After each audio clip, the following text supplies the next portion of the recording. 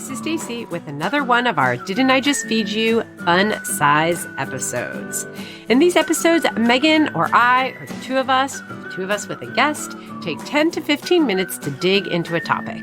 We jump in and we jump right out. And of course, we continue the conversation in our private listeners group on Facebook. So you definitely want to join us there. We'll have about one a month.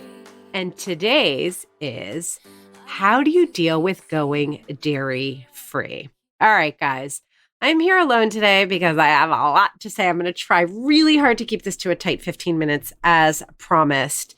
This has been requested over and over and over because I know a lot of you guys are either going dairy-free for yourself or for your kids, or your kid is just having stomach problems and you don't know what to do. And going dairy-free seems to be the first line of defense. And that's exactly what happened in our case. So very quickly, if you're just tuning in for the first time and you haven't heard the story, the abridged version is that my older son, Isaac, who is 13 now, started complaining incessantly of having stomach problems. And at the time, this was about 3.5 years ago, he had had strep throat like a whole bunch of times in a row. And so he had a whole bunch of antibiotics. I would give him probiotics, but I wasn't like super crazy about it. I think even the first time I gave it to him during the antibiotics, which, note to self, guys, no antibiotics and probiotics at the same time. The antibiotics kill all those good bugs in the probiotics. So basically, I wasn't taking as great care of his tummy as I know how to do now. And we just didn't know what to do. So I thought, let's try skipping dairy. As soon as we eliminated dairy from his diet, he felt so much better. It really happened within a week. So I spoke to his doctor about it. She agreed it is possible sometimes that antibiotics can strip all those good bugs in your belly, and your belly can get really sensitive to things like dairy. That's the most typical one. Maybe also gluten. I don't know. I'm certainly not an expert. At that point, we thought maybe that's just what it is. He just needs a little time to recover. But several months later, we tried giving him dairy again, and he was in a terrible way. And at that point, we thought, well, he might just need to be dairy-free. It's true that having an aversion to dairy, I'm kind of avoiding the word allergy, and I'll get to that in a second, can kick in when you're a little bit older. Having problems with antibiotics stripping your belly can actually kick in an aversion that might kick in later down the line from something else if you're already prone to this. And so he just shifted into a dairy-free life. Okay, fast forward a couple of years, he starts getting belly problems again. And we thought, oh, well, maybe it's the food at sleepaway camp. Maybe he just has a really sensitive belly. But at that point, we decided if he's dairy-free and he's still having these problems, even though he was better for a couple of years, why not just test? So at that point, we went to a pediatric gastroenterologist, and we did official tests for dairy. We did a test for celiac, and it turns out, guys, there was nothing wrong with him. As soon as we learned that, he jumped right into dairy. I would say normally ease it back in, but Isaac literally left the doctor's office and was like, I want pizza, then I want a croissant, because he had gotten to the point where he really couldn't even eat a super buttery croissant. He wanted pastry with cream, and he ate it all in one day. His tummy did not feel good, as you would expect. But the curious thing was, he didn't feel any worse than he had been for several weeks, including weeks when he was still on a dairy-free diet. So what we determined at that point was that dairy wasn't the issue. So then we took another step and we did a FODMAP diet. And this is where things got interesting, because I really try hard to avoid the word cure or heal. I'm not a doctor. We don't know what the problem was in the first place. There was no formal methodology in place. So I certainly don't feel comfortable making claims of being healed because maybe there wasn't, an issue in the first place. All we know is that his belly was bothering him. FODMAP really helped him. Once he was on it for about 4 weeks, it was recommended that he stay on it for 6 weeks, but for reasons that I actually can't remember right now, He actually only stayed on it for like 4.5 weeks. He felt so much better. And literally ever since then, it has been 2 years. He has been fine. Now, from what I understand, I'm going to take a little detour here to talk about FODMAP. And maybe if you guys are interested, I can do a whole mini episode on that. FODMAP is a very restrictive diet. It's very difficult to explain because FODMAPs are, is it an enzyme, a protein? I don't even remember anymore. It's it's so in the distance. But anyway, it's something that's in certain foods. And there's really, when you look at the list, there's no rhyme or reason. Like he couldn't have garlic. He couldn't have onion. He couldn't have apples, but he could have other things that I was surprised that he could have. So, it's not like you're eliminating an entire category of food. You really need to look at the FODMAP diet, look at the list of foods that are forbidden, eliminate those. And from what I understand, a FODMAP diet is meant to be short term, although I guess some people with IBS and Crohn's disease do stay on it long term. But if you don't have something chronic, you're on it for a few weeks, you see how you feel. If you're better, you go back to eating everything or whatever your diet was prior to trying the FODMAP. And then if you get another flare up, whether it's 6 months down the line, 2 years down the line, you return to FODMAP, you do it for a few weeks, you feel better. So I have always wondered if Isaac's going to end up needing a FODMAP diet again for a couple of weeks to kind of reset his gut, but so far so good. And he eats everything dairy now. But that is the story.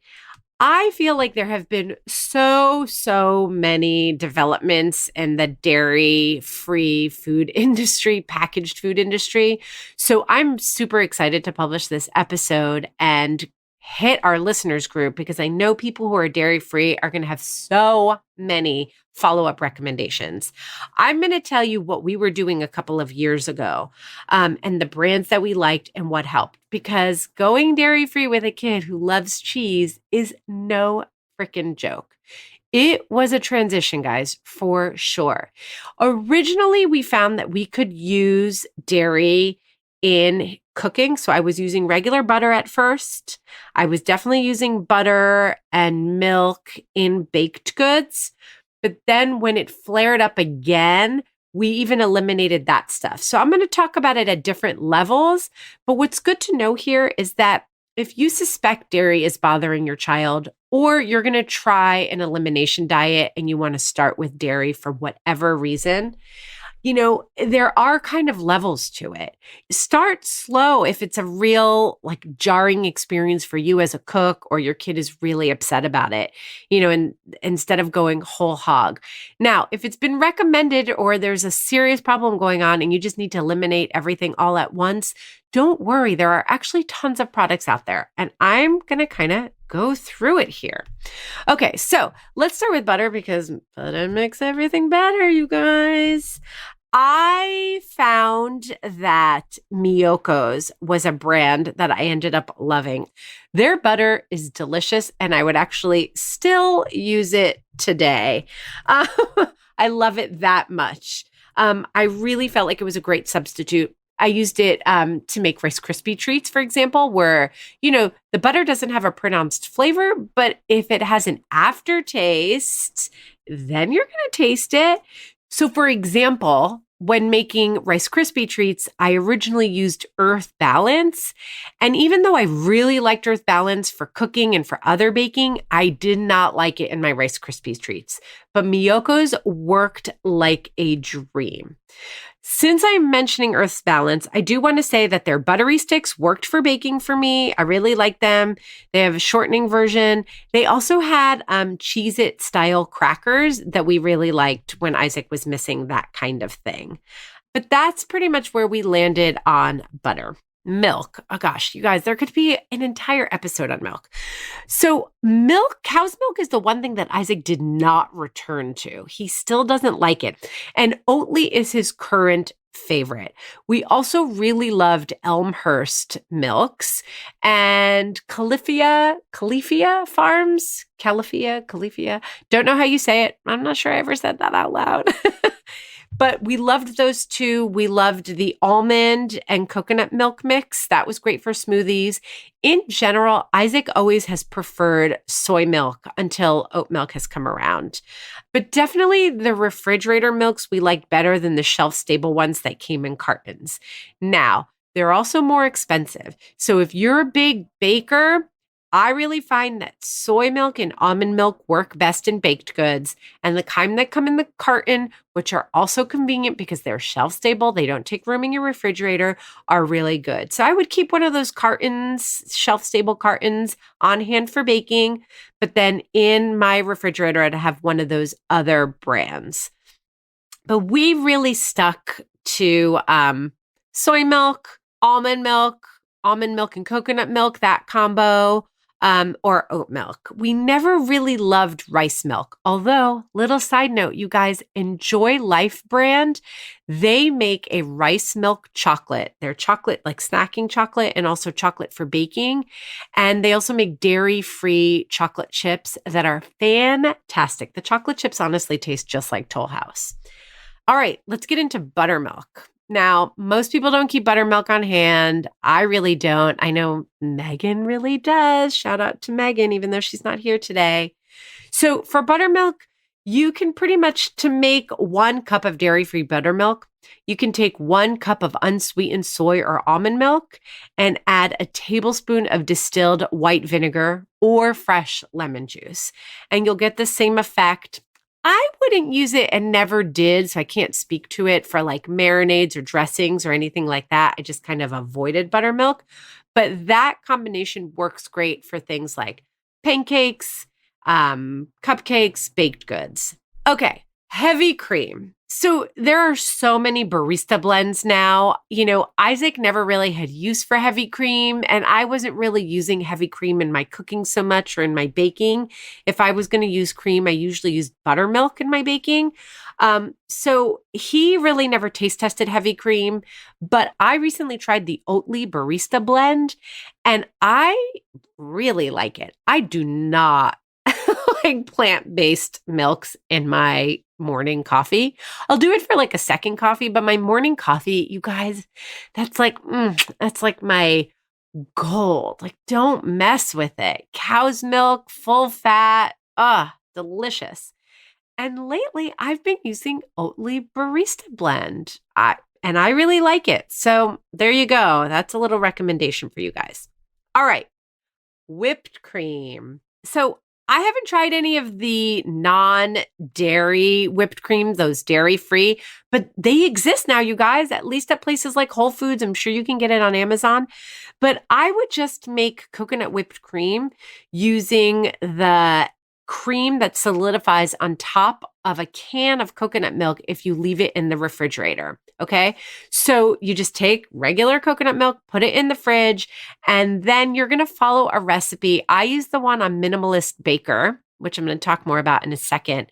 And pretty much you just use the fat. It solidifies on top and you whip that up with some sweetener. And yes, it has a little bit of a coconutty flavor. You know, it's not like a 1-to-1, but it does make a beautifully textured whipped cream.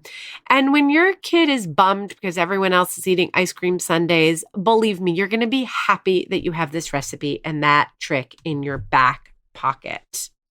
Let's talk about yogurt, because yogurt was a big part of our lives. I know that there are very many more options now, but back when Isaac was dairy-free, the yogurt was a tough one. He really had to acclimate to these like new flavors and textures. It wasn't satisfying at first, but he ended up really liking Kite Hill yogurts.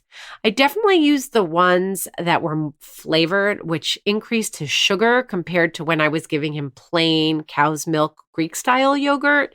But, you know, there you have it. Like when we wanted yogurt, that was a really good option. One yogurt that I actually genuinely loved and still buy from time to time, though it is expensive and it can be hard to find. In fact, I'm not sure that it's available nationwide, but Anita's coconut yogurt is cultured. It is delicious. I eat it just for the flavor that it gives me, not as like a dairy-free substitute, although it is one. It's just so creamy and rich and has the most wonderful flavor. Let's talk about cheese. And I think cheese and ice cream pretty much covers the bases, right? Okay, those shredded vegan cheeses, they were a no-go for us. But I'm so curious to hear from the people on our listeners group on this one. Going back to Miyoko's, that was another brand that I mentioned before in terms of butter, but that was another product rather by them that we really loved is their mozzarella.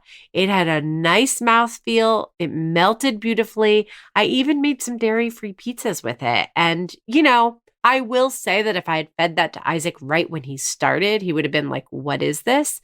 But once his taste buds got acclimated to dairy-free eating and he kind of, real cheese was a distant memory for him, it really worked. And I believe they also make a cream cheese spread that is really good that he also really liked.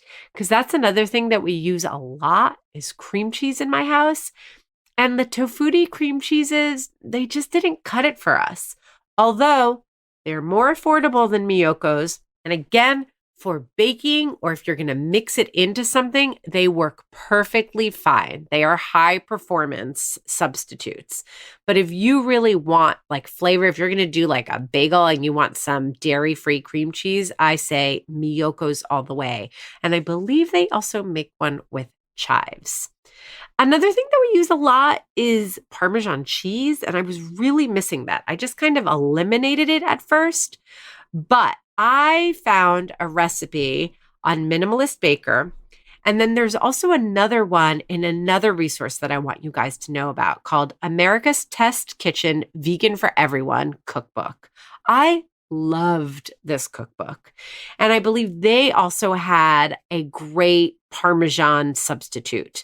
And listen, in both of these cases, the one on Minimalist Baker and the one you're going to get from Vegan for Everybody, this is not about trying to make something that is just like Parmesan cheese, but it is trying to make something that replicates the texture and that wonderful umami layer of flavor that you get from Parmesan cheese, right? So we're trying to achieve similar results, not make a straight substitute. And I found both of those worked really well. And the Minimalist Baker one, that was just, as I remember it, cashews, raw cashews, which are your friend when you're trying to go dairy-free, and nutritional yeast. And on the note of nutritional yeast, I will say that some people just use nutritional yeast. It does have that umami flavor thing going for it. So in a pinch, grab some and you can shake it on anything. And actually, nutritional yeast on popcorn is super satisfying. And I think you maybe won't miss not having butter on that. Although Miyoko's butter on popcorn, that would be good. So that was pretty much the only cheese we did. So cheese was something that Isaac really, really missed. I got to say, we never really found a way around that. Ice cream. Oh, ice cream. Remember when I just said that Isaac tried dairy after a couple of weeks when he first went off of it and then he was wrecked? It was a big cone of ice cream that really did him in, guys. But we ended up loving Van Leeuwen dairy-free ice cream. I find that their vegan ice cream is absolutely fantastic. So hopefully you can find some by you. And if not, I did a roundup of vegan ice creams over at Cool Mom Picks back in the day. And I will find that and I will put that in the show notes. So I think I went through all of the main dairy categories, but if not, we can definitely continue this conversation, as I said, in the listeners group. And my parting thought here is that, dairy is this funny thing. I mean, it has these properties that can be really hard to replicate in other ways, especially mouthfeel and exact taste. So what you're trying to do, like I was saying with the Parmesan, is just kind of get the effect of it. And when it comes to baking, get the functionality of it. With baking, you really can get around dairy much more easily than you might think. So that's the good news. It's really just like when you want cheese and crackers. That's just tough. And I have to say that, in our house, we just kind of eliminated that. Like cheeseburgers, we just eliminated cheeseburgers and just made really delicious regular burgers with like fried onions and like a whole bunch of other toppings and got creative because it just was kind of sad to have lame dairy-free stuff. And also a quick note on the fact that Isaac can eat dairy again. I know that's the hope for everybody who goes dairy-free, or really probably the hope mostly for parents who have to take their kids off dairy, because it can be such a bummer for them and you feel like they're missing out and they can be really sad about it. But it really depends. If it's not a full-blown dairy allergy, I do believe from my limited experience that you can heal the gut, healing quotes, guys, and get back to it. I mean, for Isaac, it really did take a couple of years. So heavy probiotics, talk to your doctor about it. There are ones that you can get even from Amazon that have a much higher dose, but you also want to make sure that you're speaking to somebody about a brand that's great and trusted. And also, since Isaac has been back on dairy, there's new research. We talked about this with Kelly Foster in our episode on probiotics. There's also evidence now that staying on one probiotic all the time doesn't do you any favors, that you really need to change it up. So speak to somebody about that. Or, if you can't, or your doctor or pediatrician doesn't have a lot of information on it, there's a ton of research out there. But switch up the probiotics. Make sure that in the time that they're not eating dairy, you're doing everything you can to heal their belly. For some people, that might even be considering going gluten-free too, temporarily, hard as that might be. Heal that gut and then slowly reintroduce dairy. And if it doesn't work, don't make assumptions. Go longer. Look into the FODMAP diet. It might take a while and try. It might require that you try several different things before you find that you can go back to dairy.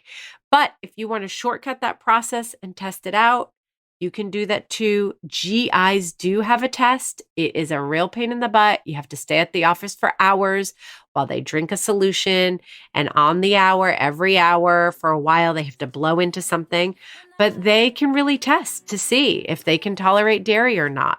So that is also an option for you guys. So I hope my story and my recommendations are helpful. I said it a million times, but this is really one that requires or is really enhanced by a ton of conversation. So be sure to join us in that listeners group. If you go to our Facebook page, it's facebook.com/Didn't I Just Feed You? Go to groups. You'll be prompted with a question. The answer is whiskey. And you can also find us on Instagram as Didn't I Just Feed You? But more important than all of that, please subscribe, rate, and review. You can do that right now, and it is such a help to us. Our music is Good Old Times by Alex Cohen, provided by Jamendo. A humongous thank you to our editor, Samantha Gatzik. Thanks so much for listening. Bye, guys.